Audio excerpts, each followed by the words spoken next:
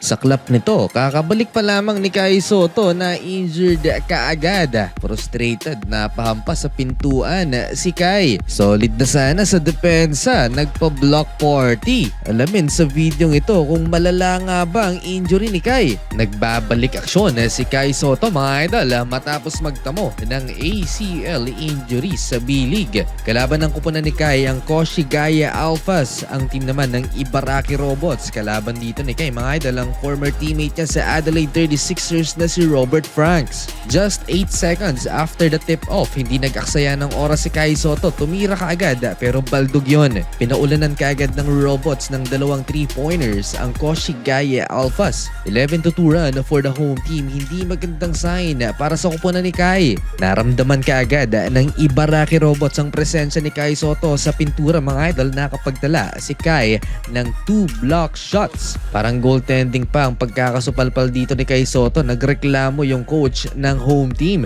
May point siya doon dahil pababa na yung bola. Well, hindi nakita yon ng referee at hindi rin ni-review. May assistant si Kai Sotto mga idol sa nag-cut na import ng Alphas. Limitado pa ang minuto ni Kai sa kanyang muling pagbabalik. He played 3.5 minutes mga idol sa first quarter. Kailangan ng Koshigaya Alphas si Kai Sotto ngayong season dahil hindi magandang standing so far ng kuponan nila. 18 wins and 20 losses mga idol. Malakas itong si Robert Franks mga idol. Binuhat niya ang Ibaraki Robots with 9 first quarter points. Ito din yung nagbubuhat noon sa Adelaide 36ers noong panahon nila ni Kai Sotto sa Australia. Ipinasok pa under 60 seconds si Kai Sotto mga idol sa first quarter. May mga pagkukulang sa depensa si Kai Sotto. Ito yung matagal ng issue dito sa ating kababayan. Yung laging late reaction sa defense ni Kai Sotto. Lalo pag mabilis yung kalaban mga idol, parang nafi-freeze si Kai. Offense naman mga idol, solid ng pagkakadepensa ng import na to ng Ibaraki Robots kay Kai. Hindi nakalusot ang ating kababayan. Lamang ng 9 points mga idol ang Ibaraki Robots, 28-19 end of first quarter. Second frame, nakapag-establish ng magandang posisyon sa ilalim si Kai Sotto. Nakapag-react siya sa depensa. Pangatlong supalpal na to ni Kai. Dahil sa laki ng Pinoy big man, kailangan siyang i-double team mga idol para hindi mabuli ang Robots sa pintura. Kaya naman, pinipisikal siya ng big man naman ng home team. In fairness naman mga idol, para sa 7'3" big man, malaki yung pinagbago ng katawan niya. Naging bulky si Kai pero kapalit niyan ay medyo kapagalan ng kanyang galaw. Well, hindi pa fully recovered si Kai Sotto, hindi lang physical na katawan niyang naapektuhan. Kailangan ding i-consider ang mental health niya. Siguradong may ilang pa kay Kai Sotto. Lalo't 1 taon yung naging recovery period niya. Habang nasa upuan siya mga idol, gumagamit ng massage gun for therapy si Kai Sotto sa naapektuhan niyang ACL. Habang nasa upuan si Kai, tuluyan pang natambakan ang Koshigaya Alphas. Magbebente na mga idol ang hinahabol ng team ni Kai. Ipinasok ulit last 2 minutes ang 23 years old center. Nagkaroon ng resistance sa depensa mga idol ang Koshigaya Alphas dahil kay Kai. Nagcommit ng turnover si Robert Franks sa play na to. Pick and roll action ng home team mga idol. Nabutas ang depensa ni Kai Sotto, nalusutan and 1 dunk. Sumundot pa si Kai. Inilabas muna siya ng kanyang coach with 2 fouls. Manageable ang lamang mga idol ng Ibaraki Robots at the half, 43-30. Naglaro ng 8 minutes si Kai Sotto sa first half at nag-iisang shot attempt lamang si Kai with 3 blocks. Sinimulan ng Alphas ang second half na nasa upuan si Kai Sotto. Back-to-back triples mga idol, 9 points na lang ang hinahabol nila, 45-36.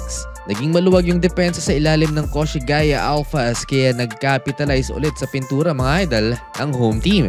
Back-to-back points in the paint. Naging game changer yung 3-point shots ng Alphas. Paunti-unti nagka-momentum mga idol ang visiting team without Kai Sotto. Kung gaano kabilis yung naging run ng Koshigaya Alphas, ganun din kabilis yung counter naman ng Ibaraki Robots. Another points in the paint mga idol for the home team. Dito ipinasok na si Kai Sotto. Pero sa labas naman nag-capitalize si Robert Franks with 2 3-pointers. Second shot attempt ni Kai Sotto mga idol, fake, sabay atake pero mintis yun. Walang tinamaan na bakal si Kai. Hindi gaanong nabibigyan ng bola mga idol si Kai Sotto. Hindi magaling yung point guard ng Koshigaya Alphas. Hindi kagaya noon nung kakampi pa ni Kai mga idol si Yuki Kawamura, laging nabibigyan ng feed sa ilalim si Kai Sotto. Nakakapagbigay na sana ng magandang depensa sa ilalim si Kai Sotto na bawasan ang points in the paint ng Ibaraki Robots nang ma-injured naman si Kai. Pero hindi ACL yung nadali kay Kabayan mga idol, sprained ankle. Not concerning dahil hindi naman non-contact injury yun. Nailakad pa ni Kai Sotto pabalik ng bench. Sa kabila ng pagkakawala ni Kai sa court mga idol, muli na namang nag-run ng Koshigaya Alphas at naibaba into single digit ang lamang ng Ibaraki Robots. Bagsak yung isang player mga idol ng home team sa drive na to ng guard ng Alphas. 57-48. Na-injured din itong si Robert Franks. Eto medyo concerning mga idol dahil non-contact injury. Parang hamstring strain. Makikita mo sa reaction niya mga idol na masama yung injury na yun. Siya pa naman din ang leading scorer ng Ibaraki Robots with 19 points while shooting 60% from the field. Bumalik naman ng locker room si Kai Sotto mga idol at hinampas yung pintuan. Frustrated si Kai mga idol sa kanyang muling pagbabalik B-League. Well, tingnan natin kung makabalik pa sa laro mga idol si Kai. Solid ng run ng Koshigaya Alphas mga idol hanggang sa naibaba nila sa isang lamang ng Ibaraki Robots 60-59. Good news naman for the home team dahil nakabalik pa sa laro si Robert Franks. Yun nga lang, hindi na siya ganun ka-aggressive at iniinda niya yung kanyang naging injury. Wala na nga si Kai Sotto, may na-injured ulit sa Koshigaya Alphas. Sprained the ankle din mga idol at napapakamot ulo na ang head coach nila. 6-minute mark ng fourth quarter mga idol, naitabla ng visiting team sa 61 ang talaan. Nag-capitalize na lang sa kanyang outside shooting si Robert Franks. And luckily, naipasok pa niya yung tres na yun. Sumagot kaagad ng tres mga idol ang Alphas to tie the game at 64. Hindi pa nakakabalik sa bench si Kai Sotto. Yung isang import ng Ibaraki Robots mga idol ang naging aggressive sa pag-atake sa pintura. Napa-flex pa siya. Crucial naman mga idol ang pagkaka-foul ng Alphas kay Robert Franks beyond the arc, 3 free throws. 25 big points at 15 points naman doon sa isa pang import ng Robots. Buhay pa ang visiting team mga idol, another big 3-pointer. Magfa-flop pa sana yung isang player nila. Hindi na ibenta sa referee, 73-72. Last 60 seconds. Well, hindi na nakabalik mga idol si Kai Sotto at nanatili na lamang sa locker room.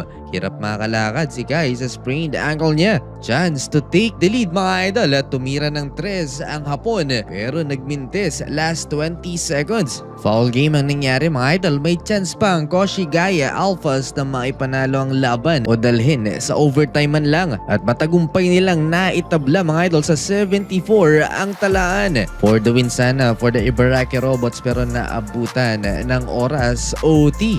Well, so huli mga idol na comeback pa ng Koshigaya Alphas ang Ibaraki Robots sa overtime.